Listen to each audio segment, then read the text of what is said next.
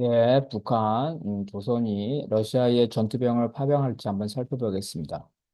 최근 우크라이나와 친서방 언론들은 러시아가 점령해서 병합한 도네츠크에서 6명의 조선 인민군 장교들이 러시아 군대의 훈련을 참가하다가 우크라이나 미사일에 사망했다고 보도했습니다. 러시아와 조선은 관련 사실에 대한 언급이 현재로서는 없습니다. 도네츠크 인민공화국은 우크라이나에서 러시아에 합병당한 러시아 내 자치공화국입니다. 조선은 러시아의 요청에 따라 이 공화국을 가장 먼저 승인한 나라 중에 하나입니다. 러시아는 도네츠크 인민공화국의 국제적 위상을 견고히 하기 위해서 조선 등의 도네츠크 인민공화국과 외교 협력을 요구한 바 있습니다. 조선 인민군이 도네츠크에서 훈련을 참가했다는 사실은 어느 정도 가능성이 있다고 봅니다. 이 사건을 계기로 이 서방 언론과 전문가들은 향후에 조선 인민군이 러시아의 전선에 파견될 가능성이 높다고 보도하고 있습니다. 서방에서는 조선 인민군 장교의 사망을 기정사실화하고 조선의 파병설까지 흘리고 있는데요. 여기에는 나름대로 이유가 있습니다. 먼저 보게 되면 서방은 러시아가 우크라이나 전쟁에서 고전하고 있어서 푸틴이 곤란한 처지라는 여론을 지금 확산시키고 있습니다. 이러한 여론이 러시아 내까지 번져서 푸틴의 국내 지지도가 떨어지기를 원하고 있습니다. 서방이 좀 더 노력하면 우크라이나가 전쟁에서 승리할 수 있다. 이런 서방 여론도 또 필요한 것입니다. 둘째로 우크라이나가 러시아에 점령되거나 친러 정부가 들어설 정도로 위험해지면 정말 나토는 어, 서방이 이 파병을 할 수밖에 없는 이런 상태로 가게 됩니다. 이런 여론 형성에서 조선 인민군의 파병이 유리하다 보겠습니다. 조선과 중국이 러시아를 도우고 있으니 서방도 우크라이나를 도와야 한다. 뭐 이런 논리죠. 조선에서 전투병을 파병했으니까 나토도 전투병을 파병해야 된다. 이런 논리입니다. 특히 이제 폴란드처럼 러시아의 침략을 받은 동유럽의 나토 국가들은 러시아가 우크라이나를 넘어오지 않는 것이 매우 중요하죠. 우크라이나 다음에 자신들이라고 생각할 수 있겠습니다. 그래서 우크라이나 서부를 지키기 위해서 실제로 강력한 군사 지원이나 파병을 고려할 수가 있습니다. 우크라이나를 동서독 분할이나 남북한 분할처럼 두 세력이죠. 미국과 러시아의 두 세력의 완충 지대로 분단시키는 것, 이런 것이 불가피한 상황으로 갈 수가 있습니다. 하지만 이런 서방과 이 선전이죠. 이런 서방의 어떤 그 조선 파병과 그 나토를 중심으로 한 우크라이나 파병, 이러한 논리에도 불구하고 현재 조건에서는 조선 인민군이 이 전선에 전투병이죠. 전투병을 파견할 가능성은 매우 낮다고 보겠습니다. 첫 번째는 러시아 입장에서 보면 푸틴 대통령은 현재 우크라이나 전쟁을 특별 군사작전이라고 평가절하하고 있습니다. 과거 러시아의 속국이나 다름없었던 우크라이나가 러시아의 국가 안보를 심각하게 위협한다는 사실, 그러한 사실에 동의하지 않죠. 또 우크라이나 점령이 아니라 우크라이나의 친서방 정부가 동부에서 러시아에게 주민을 학살했기 때문에 어쩔 수 없이 아, 러시아 군대가 이 지역을 해방시키는 것이 이번 무력 충돌의 목적이므로 전쟁이 아니라 제한적인 군사작전이라는 논리입니다. 물론 푸틴 대통령이 개전 초기에 러시아의 수도 키예프에 친러 정부를 세우기 위해서 공수부대를 파견하려다가 실패했습니다. 공수부대 본진을 태운 비행기가 우크라이나 Q-30에서 격추당했다고 합니다. 또한 푸틴 대통령은 전쟁 초기에 전선을 4개 지역으로 펼쳤는데 결국은 동부 전선으로 후퇴하면서 나머지 3개 지역의 전선에서는 어, 일종의 패배를 했다고 볼 수가 있겠죠.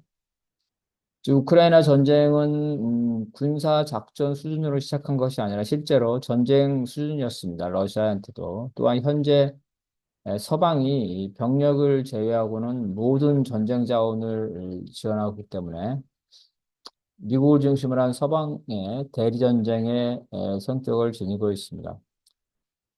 과거 소련이 10년간 탈레반을 상대로 전쟁에다 패배한 아프가니스탄 전쟁보다 지금의 우크라이나 전쟁이 훨씬 더 고강도라고 볼 수가 있겠습니다. 그래서 아프가니스탄 전쟁에 비교해 봤을 때 현재 우크라이나의 상황은 군사작전 수준이 아니라 전쟁 수준이라는 거죠. 러시아의 병력이나 전쟁 자원도 아프가니스탄보다 더 빨리 소진되고 있습니다. 그러니까 러시아의 포탄이죠. 러시아의 포탄이 소진돼서 조선에게 이 전쟁 물자를 지원받고 있죠. 이런 면에서 볼 때 러시아도 전쟁 자원이 부족하고 있는 상태입니다. 즉 현재 사태는 군사 작전이라기보다는 실질적으로 전쟁이라고 봐야 됩니다. 푸틴이 큰 소리를 치고 있지만 전쟁이라는 거죠. 그럼에도 러시아는 우크라이나 무력 상태를 현재 전쟁으로 인정하지 않고 있습니다. 러시아는 서방의 무기를 통해서 우크라이나가 러시아 내륙 깊숙한 인구 밀집 지역을 공격하거나 서방이 전투병을 파병하거나 이러한 추가적 상황이 발생하지 않으면 전쟁이라고 이것을 확대 해석할 의사가 없는 것 같습니다. 푸틴은 러시아 국민들에게 우크라이나쯤은 별 문제 없이 처리할 수 있다고 자신감을 과시하고 있는 상태입니다. 실제로 러시아 국민들의 푸틴 대통령에 대한 그 지지가 높습니다. 그러니까 우크라이나 전쟁에서 푸틴의 지도력이 지금 별로 흔들리고 있지 않습니다. 이런 상황에서 조선인민군이나 다른 외국의 군대가 러시아를 지원하기 위해서 전투에 참가하면 핵 강대국인 러시아가 약소국 우크라이나와 어떤 대등한 전쟁을 하고 러시아가 외국의 도움을 받을 정도로 어려움에 처했다는 것을 인정하게 됩니다. 스스로 승리할 수 없어서 외국군의 도움을 받는다는 것이니까 러시아 입장, 푸틴 대통령 입장에서는 도저히 받아들일 수 없는 사태입니다. 조선의 입장에서도 전투병의 러시아 파병은 원하는 바가 아니라고 볼 수 있겠습니다. 한국은 과거에 미국의 압력과 유엔의 요청에 따라서 공식적으로 분쟁 지역에 파병해 왔습니다. 특히 월남전에서 많은 사상자가 나왔죠. 반면 조선은 남한이죠. 한국처럼 뭐 미국에서 군사 주권이 제한되거나 외국으로부터 파병을 강요받는 그런 상황이 아닙니다. 조선은 지금까지 해외 분쟁에 공식적으로 개입하지 않고 있습니다.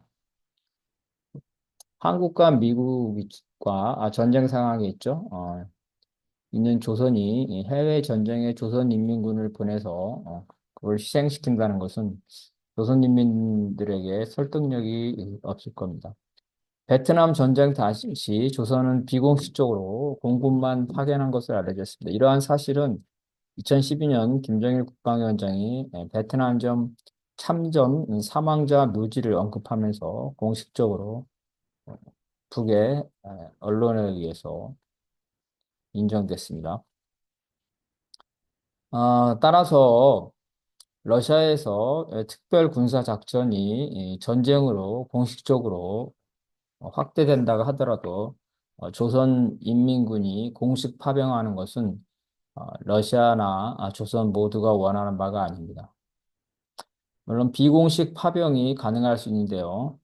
서방과 조선 인민에게 이러한 비공식 파병이 노출되면 안 되겠죠. 러시아 사람에게도 노출되면 안 될 겁니다. 그래서 주로 공군이죠. 공군. 공군을 고려할 수 있지만 공군에서 최고 전력을 자랑하는 러시아가 조선에서 사실 공군 비행기를 운영하는 게 비행기 연료 때문에 훈련도 활발하지 않습니다. 그래서 이러한 정도로 열악한 조선의 공군의 러시아에 파견되고 러시아가 그런 열악한 조선의 공군의 지원을 받는다는 것, 그런 것은 아, 상상하기 좀 어려운 상황입니다. 조선이 이 북베트남을 공군으로 지원한 거하고는 상황이 다르다는 거죠. 오히려 서방 언론에서 보도된 대로 조선의 미사일이 러시아에 만약에 공급됐다면 이 미사일의 운영과 기술적 문제 등을 지원하는 비전투 병력의 비공식적인 파견은 가능합니다. 미사일의 운영을 참관하는 거죠. 하지만 러시아가 역시 최고의 어떤 운영 능력을 가지고 있죠. 미사일을 포함해서 조선의 그 지원을 요청할 리가 없고, 조선에서도 미사일 운영에 관한 정보만 공유하면 되지 굳이 병력을 파견할 필요가 없다고 봅니다. 러시아와 조선이 모두 만족할 수 있는 조선의 러시아 지원은 눈에 띄지 않고 전투에 참여하지 않으면서 러시아의 군사 능력을 향상시킬 수 있는 방안입니다. 현재 이미 전쟁 무기나 탄약을 지원하고 있다는데 이것 말고도 병참과 기반 시설에 대한 비전투 요원의 인력 지원입니다. 조선의 노동력이 이 병참이나 산업 기반 사회 간접 시설에 투하된다면은 러시아는 거기에서 인원을 빼서 그 여분의 인력을 군사작전, 병력으로 전환할 수가 있습니다. 러시아와 조선 간의 인력 성출이죠.